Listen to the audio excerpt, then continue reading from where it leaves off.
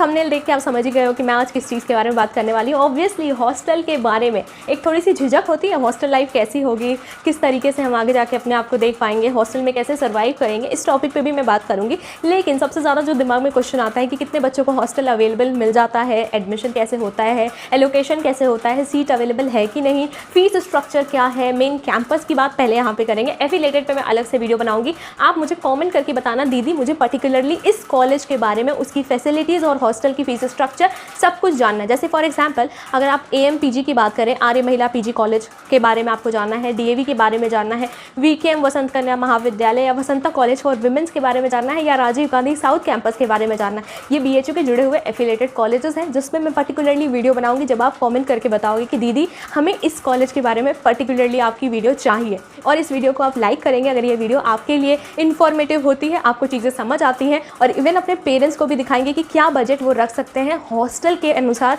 और main campus की regular fees के अनुसार। तो आपको पता ही है कितनी फीस होती है, अगर नहीं पता है तो वो वीडियो भी मैंने डिस्क्रिप्शन बॉक्स में for under graduation and post graduation mention कर दी है। बात करते हैं हमारे हॉस्टल की फीस स्ट्रक्चर क्या होगी। क्या वो बहुत हाई फाई सी होगी? मेन कैंपस में ऐसा बिल्कुल भी नहीं है। आपकी जो फीस स्ट्रक्चर होगी आप सोच भी नहीं सकते कितनी कम फीस स्ट्रक्चर में आपकी मतलब पूरा साल निकल सकता है, आपका सेमेस्टर निकल सकता है, जस्ट 2000 रुपीज़। और हम पूरे साल की बात करें तो वो 2000, मान लीजिए एक टाइम पे आपसे 1100 रुपये लिया जाएंगे, दूसरे टाइम पे आपसे 1800 या फिर 1200 1300 इस तरीके से फीस लेंगे। अगर आप पूरी साल की बात करेंगे जस्ट 5000 में आप बनारस हिंदू यूनिवर्सिटी में हॉस्टल में सर्वाइव कर सकते हैं। यहाँ पे मैंने बोला है हॉस्टल का, मेस का मैंने इंक्लूड नहीं किया। 5000 रुपये जो मैंने बोला है ये लमसम डिवाइड कर देते हैं, 1100 1200 इस तरीके से लेते हैं, और फिर 1800 1900 फिर अगले सेमेस्टर में लेते हैं। मतलब 6 महीने के हिसाब से आपसे पैसा लिया जाता है। दिन की बात करें अगर एक दिन की या फिर एक महीने की बात करो तो 200-250 रुपये में आपका हॉस्टल का काम हो जाता है। रहने का, खाने का मैंने मेंशन नहीं किया है। समझ आ गई ना चीज़? वीडियो को लाइक करें। यहाँ मैंने ग्रेजुएशन और पोस्ट ग्रेजुएशन दोनों के लिए मेंशन किया है। अब बात करते हैं हमारे हॉस्टल में जो मेस होता है ना, जहाँ पे हम खाना खाते भोजन करते हैं, वहाँ पे आपको ना आपके मील के हिसाब से जो भी रुपीज़ आपसे लिए जाते हैं, जैसे 50 रुपीज़ 80 रुपीज़ 100 रुपीज़ ऐसे करके पर मील के हिसाब से। नहीं तो आपको जो बजट आता है वो ऐसा हो सकता है कि 3000 रुपीज़ आपको पे करना होगा, और ये आपको मतलब 2 बार ही पे करना होगा, और उसमें आपका जो मील हो जाता है मतलब 2 बार, मतलब 2 सेमेस्टर के बीच में आप पे करते हो 3000 पूरा मिला के, तो आपका हॉस्टल का खाना आप आराम से दे सकते हो। जिस दिन आप नहीं खाते हो उस दिन का आपको पेमेंट भी नहीं करनी होती है। तो रेगुलरली 2 मील का मतलब हो गया आपका लंच और आपका मतलब डिनर वाला जो मील होता है, उसमें पर्टिकुलरली खाना इतना टेस्टी होता है।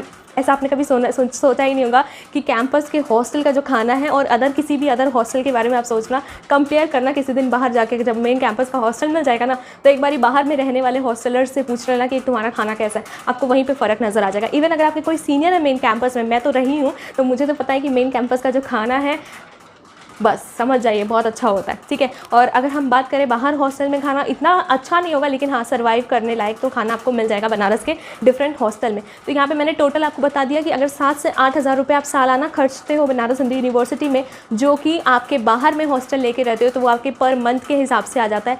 कैंपस में आपका सिर्फ साल भर का खर्चा है 7 से 8000 रुपये। उसमें मेस को अगर मैं आधा कर दूँ तो 3000 मेस का आपका लग जाता है, तो 2000 to 2500 आपका लग जाएगा हॉस्टल में रहने का, लॉजिंग एंड फूडिंग। समझ आ गई ना चीज़ें? यहाँ मैंने पोस्ट ग्रेजुएशन और ग्रेजुएशन दोनों की बात की है।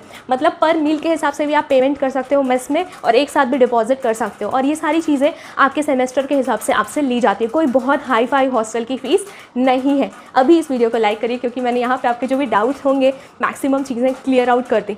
अब बात करते हैं कि दीदी एडमिशन कैसे होता है हॉस्टल में, हमारे ये मार्क्स है, हमारा वो मार्क्स है, क्या हमें हॉस्टल मिल जाएगा? बनारस हिंदू यूनिवर्सिटी का हॉस्टल है, जितनी सीट्स होंगी ना उसके 20 से 25% बच्चों को सीट्स अवेलेबल कराई जाती हैं हॉस्टल में। ग्रेजुएशन में और पोस्ट ग्रेजुएशन में जितनी सीट्स होती हैं उससे 10 से 15 सीट्स अवेलेबल कराई जाती हैं पोस्ट ग्रेजुएशन में, यानी कि कट ऑफ हॉस्टल का हाई होता है।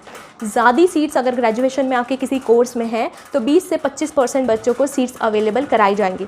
पीजी स्टूडेंट्स की सीट्स लिमिटेड होती हैं, इसीलिए 10 से 15 या 5 6 7 ऐसे स्टूडेंट्स को हॉस्टल को फैसिलिटेट करने का मौका दिया जाता है, यानी कि कट ऑफ हाई होती है। आपने तो डरा दिया कि हॉस्टल का जो है कट ऑफ हाई होता है, लेकिन हॉस्टल मिलता कैसे है इस पर बात करते हैं। यहाँ पे 2 पैरामीटर देखे जाते हैं। पहला पैरामीटर होता है आपका हॉस्टल से रिलेटेड नहीं, वो डिपेंड होता है CUET के स्कोर कार्ड पे, मतलब जो आपका मार्क्स होगा उस पर डिपेंड करता है, मतलब कि स्कोर कार्ड पे डिपेंड करता है। और यहाँ से आपके जो टोटल मार्क्स होंगे उसके 80% को कैलकुलेट किया जाएगा फॉर हॉस्टल। ठीक है। स्कोर कार्ड का जो भी आपका मार्क्स होगा उसका 80% निकाला जाता है और ये 80% निकाल के ऐड किया जाता है, इसको ऐड किया जाता है डिस्टेंस पे। और ये डिस्टेंस मतलब कि बनारस में काशी से कितना दूर है आपका घर, काशी से वाराणसी से कितना दूर है आपका घर, किसी अदर स्टेट में है या फिर वाराणसी से कुछ 100 किलोमीटर 200 किलोमीटर पे है, इस तरीके से आपका 20% वहाँ से कैलकुलेट किया जाता है। और ये जो कैलकुलेशन है इसको हम कहते हैं composite index of hostel. Composite index of hostel इसे कहा जाता है। और ये मार्क्स कौन देता है, मैं तो नहीं दे सकती, इसका कोई रिजल्ट नहीं आता है। ये सारी चीज़ें आपकी जब हॉस्टल एलोकेशन का प्रोसेस होता है तो ये एडमिनिस्ट्रेटर्स जो हैं, जो एडमिशन प्रोसीजर में लगे हुए हैं, वो हर एक स्टूडेंट का कंपोजिट इंडेक्स बनाते हैं। किसी का 50% आएगा, किसी का 89% आएगा, किसी का उससे भी अबव आएगा। अभी अगर आपको लगता है कि आपके रजिस्ट्रेशन करने के बाद एक परसेंटेज नज़र आ रहा है तो वो हॉस्टल से रिलेटेड नहीं है, वो नॉर्मली लिखा हुआ है। हॉस्टल अलॉटमेंट का प्रोसीजर आपके एडमिशन के बाद शुरू होता है, ठीक है। इसमें टाइम लगता है, ठीक है। अब बात करते हैं कि हॉस्टल का खर्चा कितना होता है। वो सब मैंने आपको शायद वीडियो के स्टार्टिंग में बताया है, लेकिन एक और बारी रिपीट कर देती हूँ कि ज़्यादा कोई खर्चा है नहीं। अब बात करते हैं कि किसी एक पर्टिकुलर कोर्स में अगर मैक्सिमम नंबर ऑफ़ सीट 700 है या फिर किसी एक पर्टिकुलर कोर्स में मैक्सिमम नंबर ऑफ़ 400 सीट्स हैं तो आपको 25% स्टूडेंट को ही हॉस्टल मिलेगा।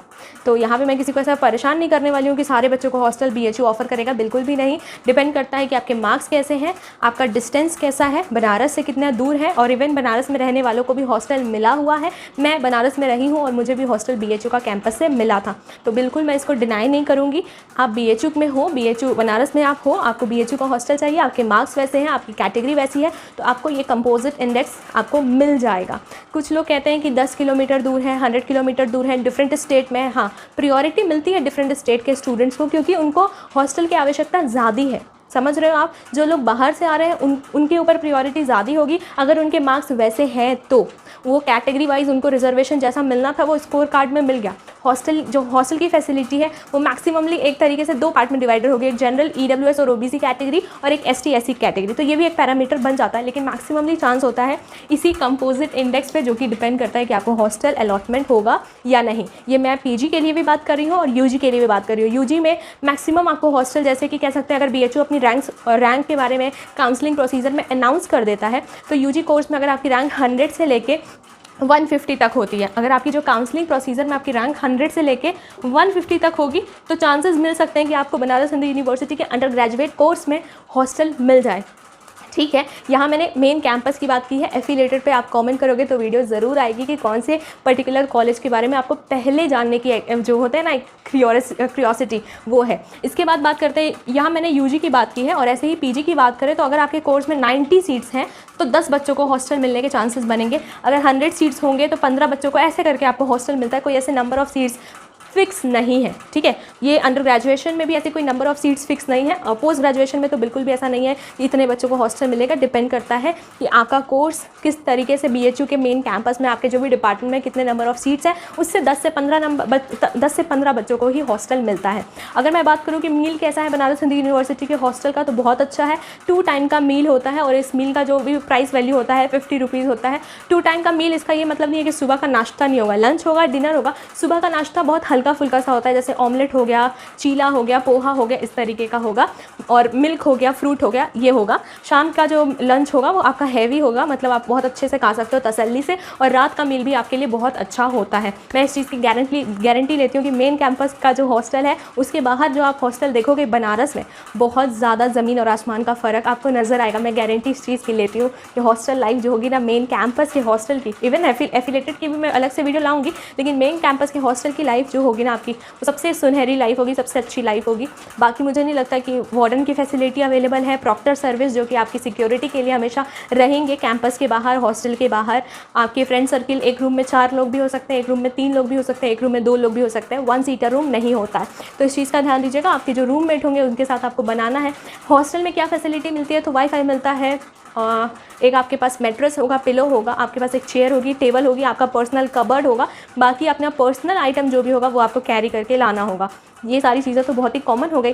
बाकी हॉस्टल में आपको वाईफाई की सुविधा मिलेगी। हॉस्टल के कुछ हॉस्टल में खुद का लाइब्रेरी होता है और इवन वॉकिंग डिस्टेंस पे भी लाइब्रेरी होता है। आपका जो मेन कैंपस का सेंट्रल लाइब्रेरी है वो वॉकिंग डिस्टेंस पे ही होता है कि आप शाम को आराम से चले जाओ, आराम से जाके पढ़ाई कर लो। तो ये थी पूरी हॉस्टल की, आप मोटा मोटी समझ सकते हैं कि 5000 पर ईयर में मेन कैंपस में हॉस्टल में आप आराम से रह सकते हो फूडिंग और लॉजिंग को लेके। अगर आप एक्स्ट्रा खर्चा करते हो तो अपने पेरेंट्स से बता दीजिएगा कि आपका क्या खर्चा होगा, किस हिसाब से वो बजट समझ सकते हैं, लेकिन इससे ज़्यादा कोई और खर्चा नहीं है। पर मील की बात करें तो हर मील का आपका 50 to 80 रुपीज़ कॉस्ट पड़ता है। जिस टाइम आप मील नहीं लेते हो एक अटेंडेंस की कॉपी बनती है, उस अटेंडेंस का आप मेंशन कर दोगे तो उस मील का जो पैसे हैं वो काउंट नहीं होंगे, ठीक है। और हॉस्टल में आपसे कुछ कॉशन मनी ली जाती है, वो बाद में रिफ़ंड की जाती है। वो भी कोई बहुत बड़ी अमाउंट नहीं है, 200 समथिंग या कुछ ऐसा लगेगा, वो भी रिफंडेबल होती है। तो हॉस्टल BHU का रेगुलर फ़ीस हो या फिर BHU का हॉस्टल हो, इतनी कोई हाई फाई फ़ीस नहीं है और फैसिलिटीज़ आपके पास है। आराम से आप हॉस्टल में रहिए, हॉस्टल लाइफ को अच्छे से मतलब मज़े से जो भी आपको करना होगा, पढ़ाई के साथ साथ आप मस्ती भी बहुत अच्छे से कर सकते हो।